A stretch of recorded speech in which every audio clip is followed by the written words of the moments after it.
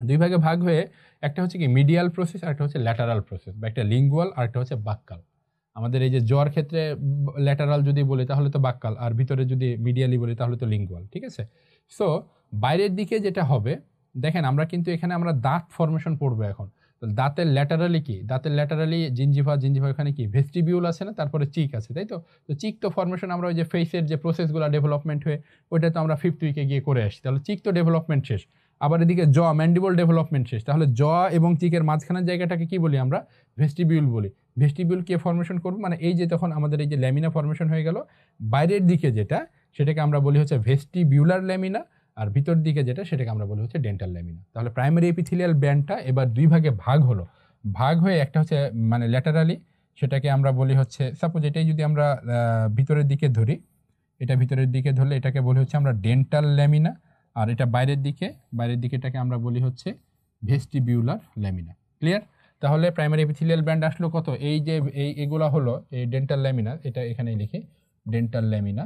এই দুইটা কত সপ্তাহে আসলো, দুইটা আসলো হচ্ছে 7th উইকে। তাহলে 6th উইকে আমার এই থিকেনিং প্রাইমারি এপিথেলিয়াল ব্যান্ড তৈরি হলো, 7th উইকে দুই ভাগে ভাগ হয়ে গেল, ভাগ হয়ে ভেস্টিবিউলার ল্যামিনা, ডেন্টাল ল্যামিনা। ঠিক আছে, ক্লিয়ার? এই পর্যন্ত ফার্স্ট থেকে শুরু করে 7th উইক পর্যন্ত কিন্তু আমরা চলে আসলাম, কোন উইকে কি কি ঘটনা ঘটছে আর কি।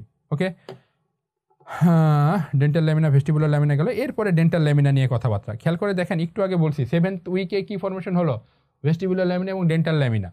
এই ডেন্টাল ল্যামিনা থেকেই তো আমার দাঁত ফর্মেশন হবে, তাহলে ডেন্টাল ল্যামিনা ফর্মেশন হলো কততম সপ্তাহে, 7ম সপ্তাহে।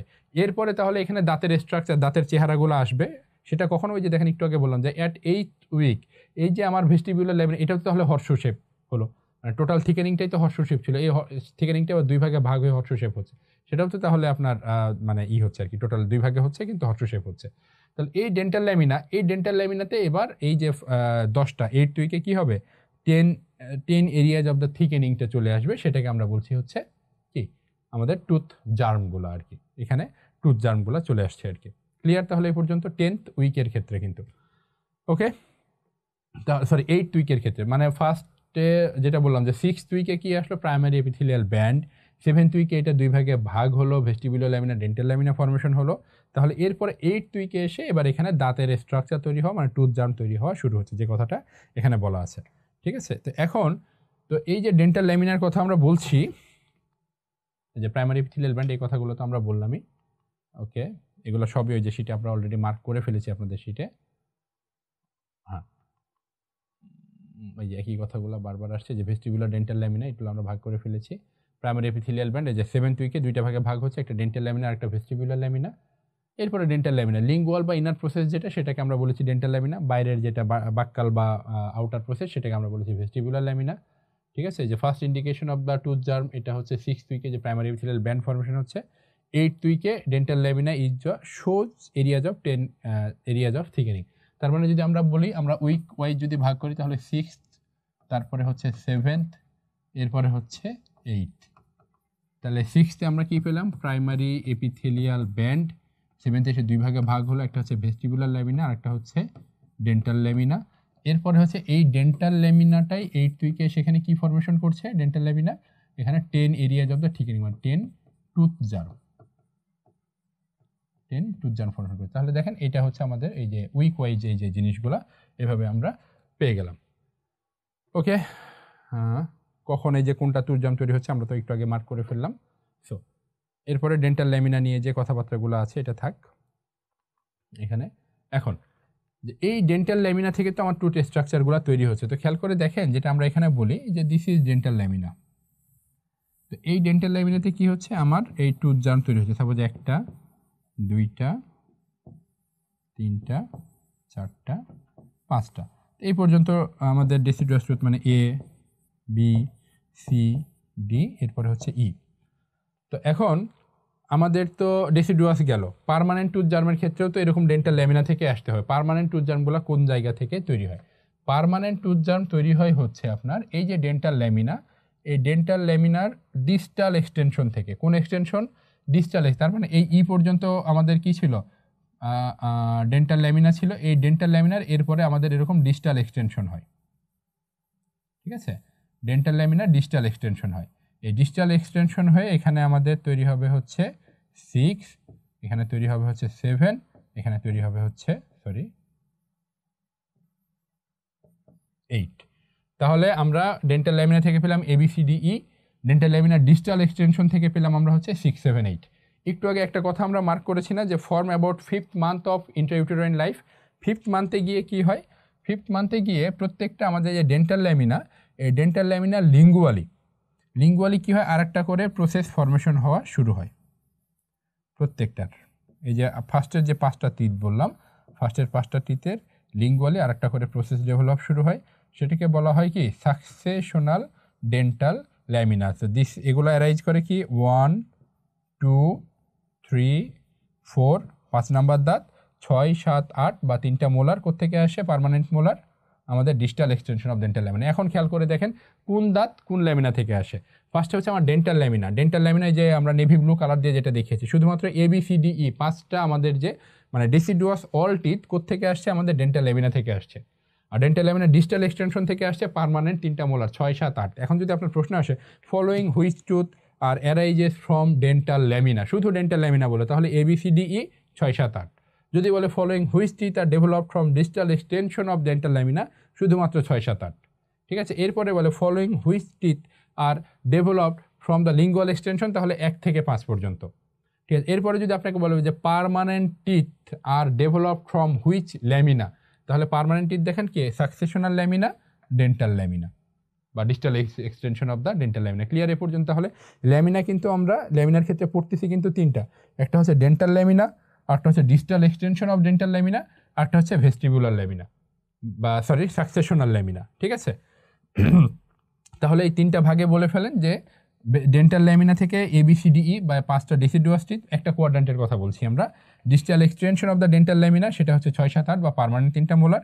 আর যেটা আমরা সাকসেশনাল ল্যামিনা বললাম যে ডেন্টাল ল্যামিনা লিঙ্গুয়াল এক্সটেনশন, সেখান থেকে 1, 2, 3, 4, 5 পার্মানেন্ট। ঠিক আছে, এইভাবে দাঁতগুলো আমাদের তৈরি হচ্ছে আর কি। যাই হোক, ইম্পর্টেন্ট, এখান থেকে প্রশ্ন আসে আর কি। ডেন্টাল ল্যামিনার ফেটের ক্ষেত্রে দেখেন বলা আছে যে রেস্ট অফ সেরেস। ঠিক আছে, পরের পেজে functions of the dental lamina এগুলো বলা আছে, একটু রিডিং পড়বেন। এই যে এরপরের কথাটা যে fragments of dental lamina rise to কি 3টা জিনিস, যে সুপার নিউমেরিটিড, ওডোন্টোজেনিক সিস্ট, ওডোন্টোজেনিক টিউমার, এই কথাগুলো একটু পড়ে রাখবেন আর কি। ঠিক আছে, ওকে, তাহলে ডেন্টাল ল্যামিনা রিলেটেড কথাবার্তা আমাদের শেষ। এরপরে হচ্ছে এনামেল অর্গান। তো আমরা একটু আগে যেটা বললাম যে আমাদের যে ডেন্টাল ল্যামিনা ফর্মেশন হলো, ডেন্টাল ল্যামিনাতে এবার 10টা এরিয়া অফ দ্য থিকেনিং আমরা যে পেলাম, সেটাকেই বলা হচ্ছে এনামেল অর্গান। এনামেল এপিথেলিয়ালি অরিজিন আমরা জানি, তাহলে এপিথেলিয়াল যে থিকেনিংটা, যে একটা প্রাইমারি ডেন্টাল ল্যামিনা এরকম ছিল। ঠিক আছে, সাপোজ এটা একটা থিকেনিং ডেন্টাল ল্যামিনা, এই ডেন্টাল ল্যামিনাতে আবার এই জায়গাতে একটু একটা থিকেনিং হলো, এখানে একটা থিকেনিং। ঠিক আছে, এরকম 5টা থিকেনিং হলো, একটা কোয়াড্রান্টের হিসাব করে কিন্তু আমরা বলছি, বারবার বলছি এটা। ঠিক আছে, এরকম আরও বেশি 5টা থিকেনিং হলো। এই থিকেনিংটা কোন দিকে হবে? উপরের দিকে তো হবে না, ওরাল ক্যাভিটির দিকে হবে না, এটা হবে নিচের দিকে। তার নিচের দিকে কি আছে? আমাদের মেজোডার্মাল মেজেনকাইমাল সেলগুলো আছে। ঠিক আছে, সো মেজেনকাইমাল সেলগুলো কি হবে? এই এপিথেলিয়াম সেল তো এই পর্যন্তই থাকার কথা, এর নিচে তো তার আসার কথা না। সে তার মানে কি, সে তার সীমানা ক্রস করে ফেলছে। তো সীমানা ক্রস করে ফেললে তখন কি হবে? স্বাভাবিকভাবে এই যে আমরা মাঝে মধ্যে বর্ডারে উত্তেজনা দেখতে পাই না, মারামারি ফাটাফাটি হয়ে যায়, তখন কি হয় যে যদি এরকম যুদ্ধ হয় তখন সৈন্য সমাবেশ ঘটে আর কি, প্রত্যেকে সৈন্য বাড়ায়। তাহলে এর সেল প্রলিফারেশন বেশি হয়েছে দেখেই সে, মানে সৈন্য সংখ্যা সেল সংখ্যা বাড়ছে দেখে সে কোথায়, কোন দিকে চলে আসছে? মেজোডার্মের দিকে, মেজেনকাইমের দিকে ঢুকে গেছে।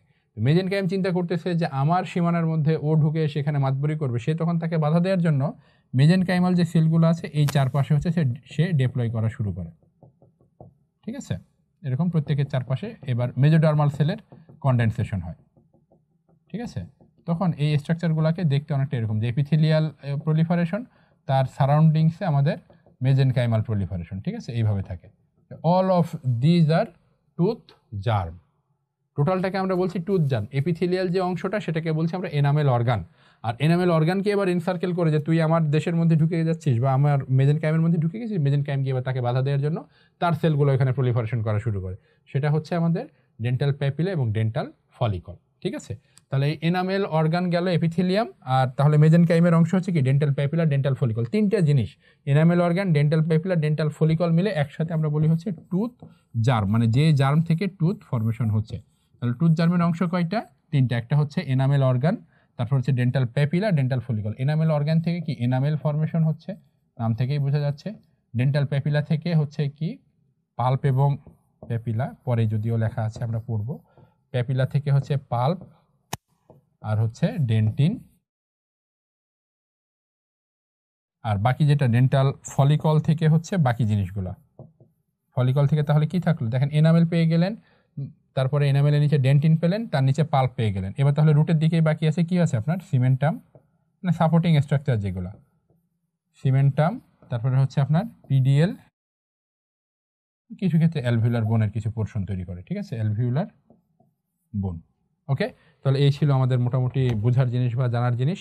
সামনে দেখে যাই যে ডেন্টাল প্যাপিলা, যে ectomesenchymal cellular accumulation beneath the enamel organ. Clear কথাটা, যে এনামেল অর্গান তো আসলো, তার নিচেই এনামেল অর্গানের নিচেই একটোমেজেনকাইমাল সেলের যে অ্যাকুমুলেশন জমা হওয়া, প্রলিফারেশন হয়, সেটাকে আমরা বলছি হচ্ছে ডেন্টাল প্যাপিলা। ডেন্টাল প্যাপিলা কি করছে, that forms dentin and pulp.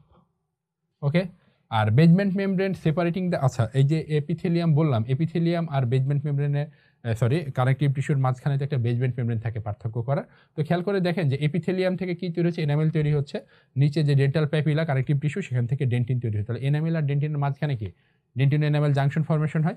তাহলে এখানে কি হচ্ছে আপনার প্যাপিলা আর হচ্ছে এনামেল অর্গান, এই দুটার মাঝখানে কি আছে বেজমেন্ট মেমব্রেন। তাহলে এই বেজমেন্ট মেমব্রেনটাকে বলা হয় মেমব্রেনা পারফরমেটিভা, যেটা ফিউচারলি কি ফর্মেশন করে, ডেন্টিন এনামেল জাংশন ফর্মেশন করে। ক্লিয়ার এ পর্যন্ত তাহলে আশা করি। ডেন্টাল ফলিকল এই যে সিমেন্টাম, পেরিডন্টাল লিগামেন্ট, অ্যালভিউলার বোন ফর্মেশন করে, এই কথাগুলো আমরা অলরেডি বলে ফেলি। তাহলে টুথ জার্ম সম্পর্কে আমরা মোটামুটি বলে ফেলাম যে tooth germ cellular aggregation of both ectodermal and একটোমেজেনকাইমাল।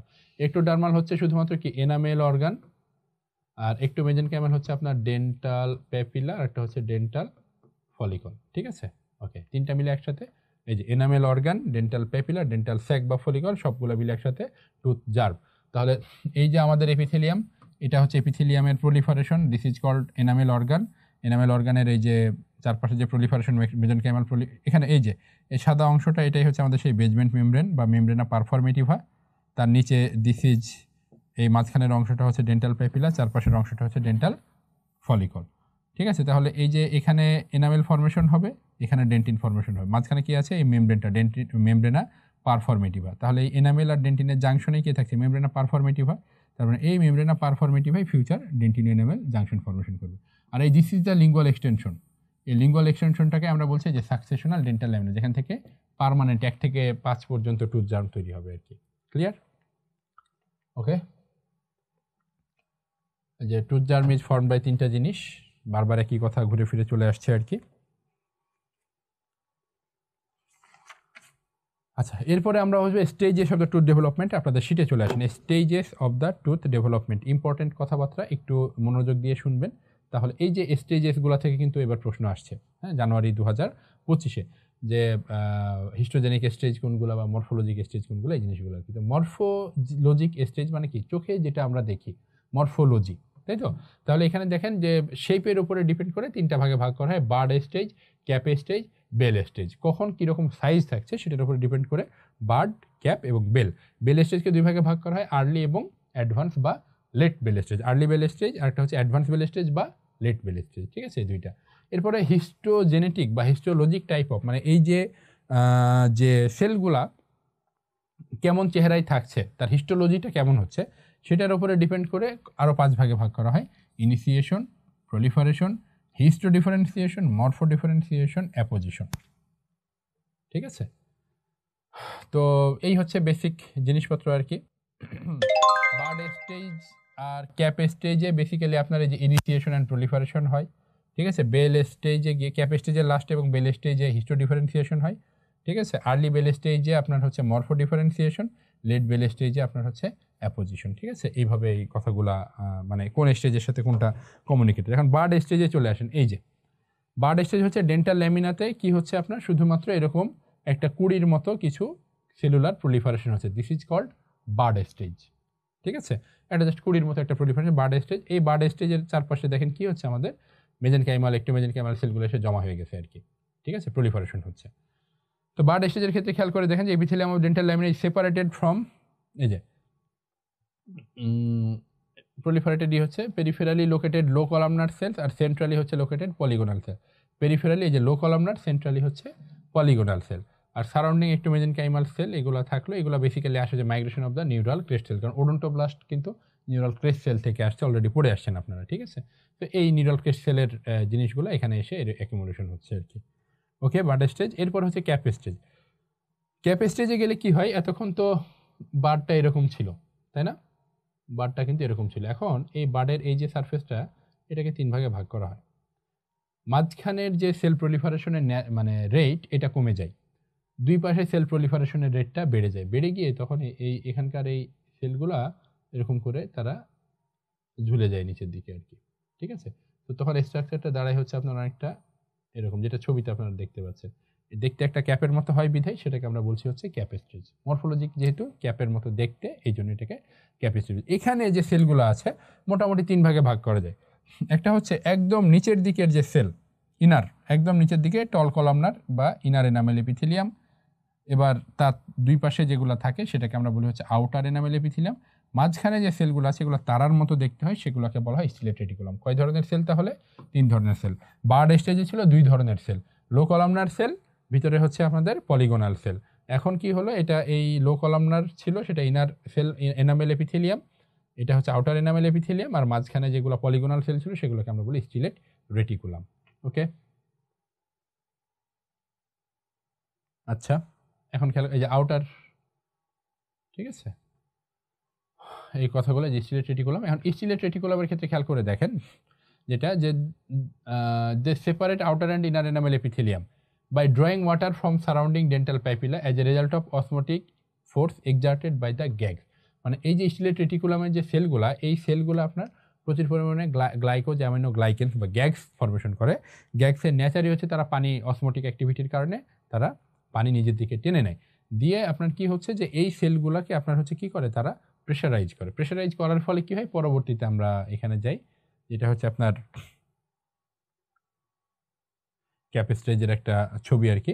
তো এই যে পানি ভিতরে ঢুকছে, পানি ভিতরে ঢোকার কারণে, সরি একটু যদি আমরা দেখি যে আমাদের ক্যাপ স্টেজ হচ্ছে আপনার এরকম, ঠিক আছে। তো এখন যেটা হচ্ছে যে ভিতরে আপনার হচ্ছে পানি ঢোকার কারণে এই পানিকে জায়গা দিতে হচ্ছে একই অবস্থায়, তাহলে কিছু সেল আপনার এই দুই পাশ থেকে এসে এই মাঝখানের জায়গাতে বেশি ঘন হয়ে যায়, কনডেনসেশন হয় বেশি, ঠিক আছে। আর একটু আগে আমরা বলেছিলাম ক্যাপ স্টেজ কেন হচ্ছে, যে দুই পাশে প্রলিফারেশনের এই যে দুই পাশে হচ্ছে প্রলিফারেশন বেশি, মাঝখানে কম থাকে। তো মাঝখানে তো সবসময় কম থাকবে না, এবার এই জায়গাতে এসে মাঝখানে প্রলিফারেশন শুরু হয়, তাহলে মাঝখানে এই জায়গাটায় কিছু আপনার সেলের পরিমাণ এরকম বেড়ে যায় আবার, ঠিক আছে। দুই পাশে না হয় দুই দিকে ঝুলে গেছিল, এখানে তো আর ঝুলতে পারে না, এখানে এরকম একটা নবের মতো, একটা নটের মতো দেখায়। আর এই পানির ইফেক্টের জন্য আপনার দুই পাশের সেলগুলো এই জায়গাটাতে একটু বেশিই হয়।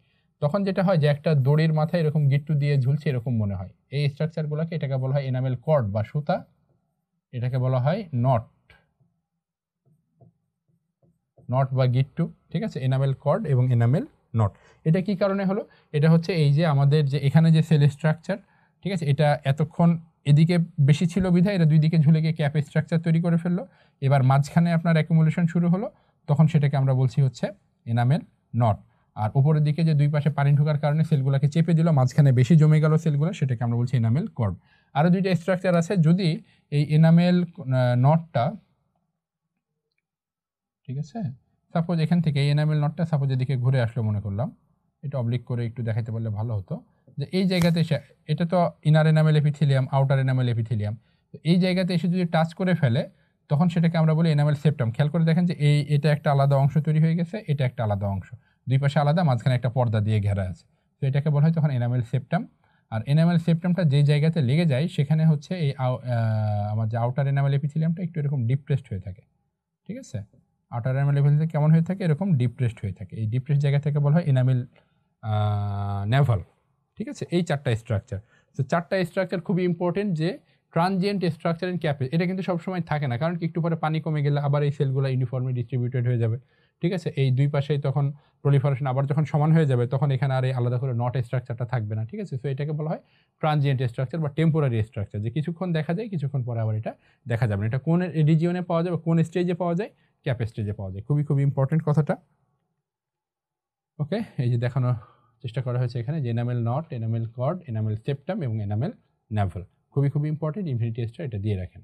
এই যে দেখেন যে এনামেল, এটাই হচ্ছে সেই এনামেল নট উল্টা দিকে যে proliferation, this is enamel cord. Okay, এরপর হচ্ছে বেল স্টেজ। আমরা শুরুতেই বলেছিলাম যে বেল স্টেজকে দুই ভাগে ভাগ করা যায়, early bell stage, advance or late bell stage. ঠিক আছে, তো এই কথাবার্তাগুলো এখন বেল স্টেজে আসলে কি হয়, বেল স্টেজে আসলে মোটামুটি আমরা বলেছিলাম যে হিস্টো ডিফারেন্সিয়েশন, মরফো ডিফারেন্সিয়েশন, যে সেলগুলো হিস্টোলজিক্যালি ওই যে চেঞ্জ হয়ে আপনার টল কলামনারে চলে যায়, মরফো ডিফারেন্সিয়েশন হয়ে মরফোলজি, সেলগুলো দেখা যাচ্ছে যে আপনার একটু পরে আমরা পড়বো যে মরফোলজি সেলের যে নিউক্লিয়াসটা মাঝখানে থাকলে সেটা নিচের দিকে আসে বা উপরের দিকে যায়, বা মাইটোকন্ড্রিয়া রাইবোজোমের পরিমাণ বাড়ে, এই জিনিসগুলো হচ্ছে মরফো ডিফারেন্সিয়েশন। ঠিক আছে, তাহলে এই আর্লি বেল স্টেজে এসে মরফো ডিফারেন্সিয়েশনটা বেশি হয়, মানে সেলগুলা তার এই যে কি বলে এটার নাম, যে অ্যাপোজিশন করবে, যে ম্যাট্রিক্স ফর্মেশন করবে, যে এনামেল ডিপোজিশন করবে, যে ঠিক আছে সেগুলোর প্রিপারেশন নেওয়া শুরু করে। ঠিক আছে, কেমন হয় সেটাকে বলা হয় মরফো ডিফারেন্সিয়েশন। তো যাই হোক, এখানে এই যে আমাদের সেই সাকসেশনাল ল্যামিনা এখানে ফর্মেশন হয়ে গেছে। তো এইখানে এসে যেটা হচ্ছে যে এটা হচ্ছে outer enamel epithelium, inner enamel epithelium, এই যে সরি এটা হচ্ছে আউটার এনামেল এপিথেলিয়াম, এটা হচ্ছে ইনার এনামেল এপিথেলিয়াম। এপিথেলিয়ামের দিক থেকে যদি দেখি তাহলে এখান থেকে এটা কি বাইরের দিকে, ঠিক আছে, এটা তো এপিথেলিয়াম মানে এদিক তো বাইরে, তো এটা হচ্ছে বাইরের দিকে, মানে এটা আউটার এনামেল এপিথেলিয়াম, এই রিজিয়নটা ভিতরে, তো এই স্ট্রাকচারটা এদিকে, এটা হচ্ছে আমাদের ইনার এনামেল এপিথেলিয়াম। মাঝখানে স্টিলেট রেটিকুলাম থাকে, স্ট্রাটাম ইন্টারমিডিয়াম থাকে, আর একটা সেল লেয়ার, এই যে আমাদের ইনার এনামেল এপিথেলিয়াম বরাবর আর একটা সিঙ্গেল লেয়ার অফ সেল থাকে, সেটাকে আমরা বলি হচ্ছে স্ট্রাটাম ইন্টারমিডিয়াম। তো দেখ স্ট্রাটাম ইন্টারমিডিয়ামের কাজ কি, এই যে ইনার এনামেল এপিথেলিয়াম এই মরফো ডিফারেন্সিয়েশনের মাধ্যমে তারা যে চেহারা চেঞ্জ করে তারা হয়ে যায় অ্যামেলোব্লাস্ট সেল। অ্যামেলোব্লাস্ট সেলের কাজ কি, তারা এনামেল ডিপোজিশন করে। তো এই এনামেল ডিপোজিশন করতে গিয়ে অনেক সময় এই সেলগুলো অ্যামেলোব্লাস্ট সেল ডেড হয়ে যায়, ডেড হয়ে গেলে তো নতুন অ্যামেলোব্লাস্ট আনতে হবে। তখন কি এই যে স্ট্রাটাম ইন্টারমিডিয়াম যে সেলগুলো বললাম তারা হচ্ছে কি বলে ওটার নাম, রিজার্ভ হিসেবে কাজ করে, রিজার্ভার হিসেবে কাজ করে, মানে গোডাউন হিসেবে কাজ করে, যে প্রয়োজন যখন তখন গোডাউন থেকে বের হবে। মানে স্ট্রাটাম ইন্টারমিডিয়াম হচ্ছে godown of for ameloblast cell. Ameloblast damage হয়ে গেল, গোডাউন থেকে রিজার্ভ থেকে একটা সেল বের হয়ে চলে আসলো, ঠিক আছে, এসে নতুন আবার অ্যামিলোব্লাস্ট ফর্মেশন করলো। এই কাজটা কি করে, স্ট্রাটাম ইন্টারমিডিয়াম করে। তাহলে চারটা সেল পেলাম, outer cell mass, inner cell mass, stratum intermedium, stellate reticulum. Stellate রেটিকুলামের কাজ তো আমরা আগেই পড়ে আসছি, গ্যাগস ফর্মেশন করে। স্ট্রাটাম ইন্টারমিডিয়ামের কাজ পড়লাম। এখন আউটার আর ইনার এনামেল এপিথেলিয়ামের কাজ কি, আউটার এনামেল এপিথেলিয়াম সে হচ্ছে চারপাশ থেকে জাস্ট কি করে, এটা ইনসার্কেল করে রাখে, ঠিক আছে, এটা এই যে একটা লেয়ার দিয়ে রাখে। ইনার এনামেল এপিথেলিয়ামের কাজ হচ্ছে কি, সে হচ্ছে অ্যামিলোব্লাস্টে কনভার্ট হয়, দিয়ে এবার এনামেল ফর্মেশন হওয়া শুরু করে।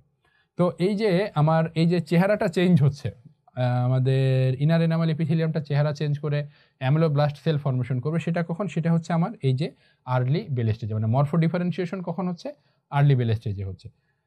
এরপরে হচ্ছে লেট বেল স্টেজ। এই যে ওই ছবিটাকে একটু বড় করে দেখানো হয়েছে আর কি এখানে, লেট বেল স্টেজ।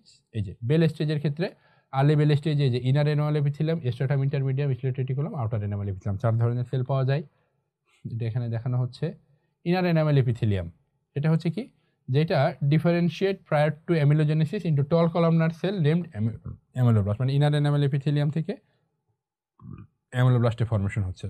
আরেকটা ইনার এনামেল এপিথেলিয়ামের কাজ কি, আরেকটা হচ্ছে খেয়াল করে দেখেন যে ইনার এনামেল এপিথেলিয়াম তো অ্যামিলোব্লাস্ট ফর্মেশন হচ্ছে, ও এনামেল ফর্মেশন চাইলেই করতে পারে, কিন্তু তার আগে একটা কাজ করে যে epithelium exert an organising influence on mesenchymal cells, মানে নিচেই কি আছে, মেজেনকাইমাল সেলসগুলো আছে, ডেন্টাল প্যাপিলা আছে না, ডেন্টাল প্যাপিলার সেলগুলোকে সে গুতা মারে যে আমি তো অলরেডি অ্যামিলোব্লাস্ট হয়ে গেছি বা যাচ্ছি, আমি হার্ড স্ট্রাকচার ফর্মেশন শুরু করলাম, তুমিও হার্ড স্ট্রাকচার ফর্মেশন করা শুরু করো, মানে সে প্যাপিলার সেলগুলোকে গুতা দেয় যে তুমিও ওডোন্টোব্লাস্ট হও, আমি তো হয়ে গেছি, তুমিও হও, হয়ে কাজ শুরু করো। তখন সে ওডোন্টোব্লাস্টই আগে কি করে, ডেন্টিন ফর্মেশন করে, এরপরে তার উপরে এনামেল ফর্মেশন শুরু হয় আর কি, ঠিক আছে। স্ট্রাটাম ইন্টারমিডিয়াম, এখানে দেখেন যে well developed cytoplasmic organelle, acid, mucopolysaccharide, এই জিনিসগুলো আছে, মানে এটা হচ্ছে that indicate high degree of metabolic activity, ঠিক আছে। স্ট্রাটাম ইন্টারমিডিয়াম দেখেন যে this layer seems to be essential to enamel formation, it helps in calcification of enamel and act as a reserve source for new ameloblast, এই কথাটা, যে reserve source of new ameloblast, ঠিক আছে। তো এটা outer enamel epithelium, এটা হচ্ছে এই যে at the end of the bell stage smooth surface of the outer enamel epithelium is laid into folds, ঠিক আছে।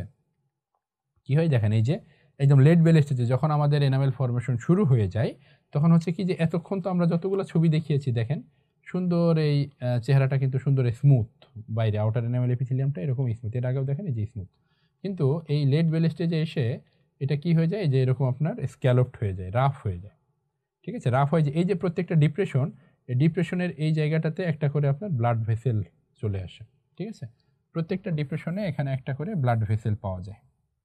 কারণ কি একটু খেয়াল করে দেখেন, কারণ হচ্ছে এখানে এই যে অ্যামেলোব্লাস্ট সেল তো তৈরি হলো, তারা ইনফ্লুয়েন্স দিল, তখন প্যাপিলার সেলগুলো কি হলো, ওডন্টোব্লাস্ট ফর্মেশন হলো। ওডন্টোব্লাস্ট এবার কী করলো, ডেন্টিন ফর্মেশন হবে।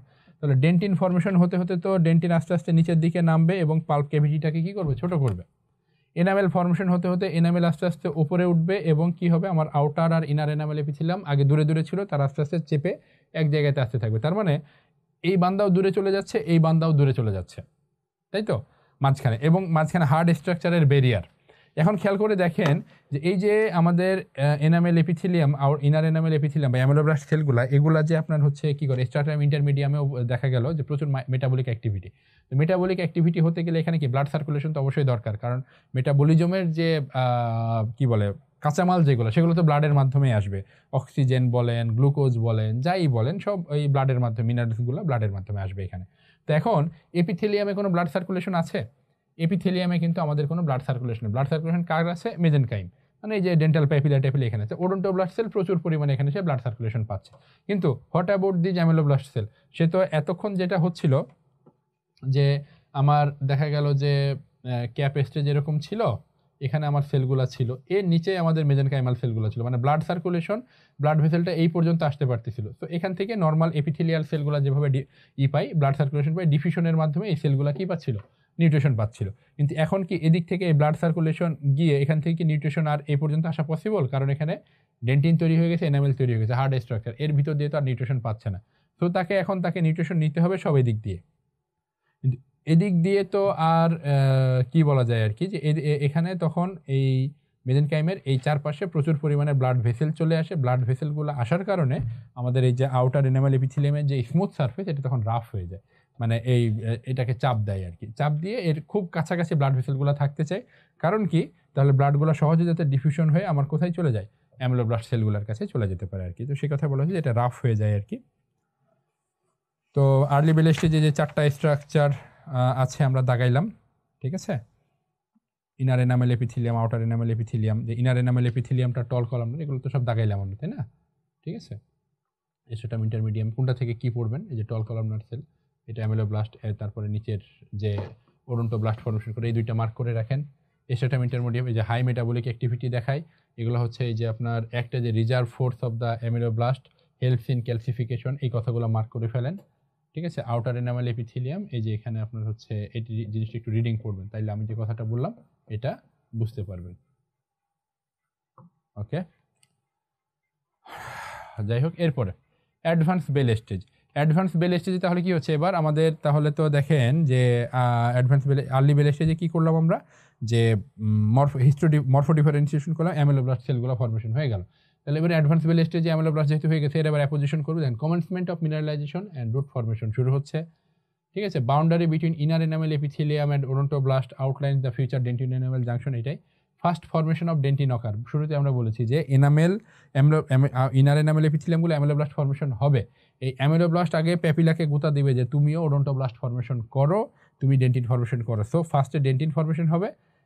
ডেন্টিন ফর্মেশনের কোথায় যাই, এপিক্যালি, পালপালি, এদিকে পাল্পের দিকে পাল্প চেম্বারটাকে ছোট করছে। আর এরপরে এনামেল ফর্মেশনে যে after first layer of dentin form, ameloblast already differentiated from inner enamel epithelium cells lay down enamel over the dentin। ঠিক আছে, ফিউচার ইনসিজাল অ্যান্ড কাসপাল এরিয়া যে হয়, তাহলে এই কথা থেকে দেখেন, এখান থেকে একটা প্রশ্ন আসতে পারে যে enamel deposition first occurs in which area, এই যে ইনসিজাল এজ বা কাসপাল রিজিয়নে। ঠিক আছে, এরপরে হচ্ছে প্রসিডস করোনালি অ্যান্ড সার্ভাইকালি। তাহলে করোনালি মানে ইসের উপরের দিকে এবং সার্ভাইকালি এই দিকে যাচ্ছে আর কি। যাই হোক, এই কথাগুলো একটু মার্ক করে রাখেন এখান থেকে। Advance bell stage, cervical portion of the enamel organ gives rise to Hertwig epithelial root sheath. ঠিক আছে, হার্টউইগ এপিথেলিয়াল রুট শীথ কী কাজ করে, outlines the future root, not formation of root. Future root কেমন হবে সেটাকে আউটলাইন বা একটা শেপ দিবে আর কি। ঠিক আছে, এই যে responsible for the shape, length, size and number of the root. তাহলে আউটার এনামেল এপিথেলিয়ামের কাজ এই দুইটা হচ্ছে, আউটার এনামেল অ্যাডভান্স বেল স্টেজে হার্টউইগ এপিথেলিয়াল রুট শীথ, সেটার কাজ Hertwig epithelial root sheath, HARS, এটার কাজ। ঠিক আছে, ইম্পর্টেন্ট, এটা কিন্তু ইম্পর্টেন্ট, মনে রাখতে হবে। এই যে দেখেন, দিস ইজ আমার হচ্ছে আপনার outer enamel epithelium, inner enamel epithelium, এখানে এসে আমাদের এই যে সার্ভাইকাল লুপ ফর্মেশন হয়, মানে এরকম। এটা outer enamel epithelium, inner enamel epithelium, এখান থেকে এবার সার্ভাইকাল লুপ, দুইটা লেয়ার অফ সেল দিয়ে তারা এই যে এদিকে আবার চলে আসে, যেটাকে কি বলা হয় আমাদের এপিথেলিয়াল ডায়াফ্রাম।